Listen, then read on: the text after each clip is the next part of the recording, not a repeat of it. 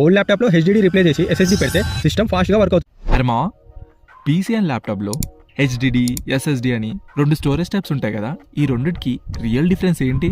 System స్పీడ్కి ఏది better చెప్పు. ఓకే మా, సింపుల్గా చెప్తా విను. HDD and SSD 2 storage devices, కానీ వర్కింగ్ మెథడ్ డిఫరెంట్గా ఉంటుంది. HDD hard disk drive. హెచ్డిడిలో స్పిన్నింగ్ డిస్క్ ఉంటుంది. డాటా ఆ డిస్క్ మీద స్టోర్ అవుతుంది. మెకానికల్ పార్ట్స్ ఉంటాయి కాబట్టి స్పీడ్ స్లో ఉంటుంది అండ్ దీని ప్రైస్ తక్కువ ఉంటుంది. ఎక్కువ స్టోరేజ్ కెపాసిటీ తక్కువ ప్రైస్లో దొరుకుతుంది అనుకో. Next SSD solid state drive. ఎస్ఎస్డిలో మూవింగ్ పార్ట్స్ ఉండవు.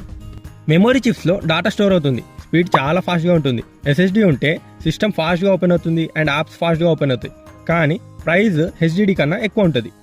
ఈ రెండింటిని రియల్ లైఫ్ ఎగ్జాంపుల్గా చూసుకుంటే హెచ్డిడి అంటే నార్మల్ బైక్లా ఉంటుంది, ఎస్ఎస్డి అంటే స్పోర్ట్స్ బైక్లా ఫాస్ట్ రెస్పాన్స్ ఉంటుంది రమో.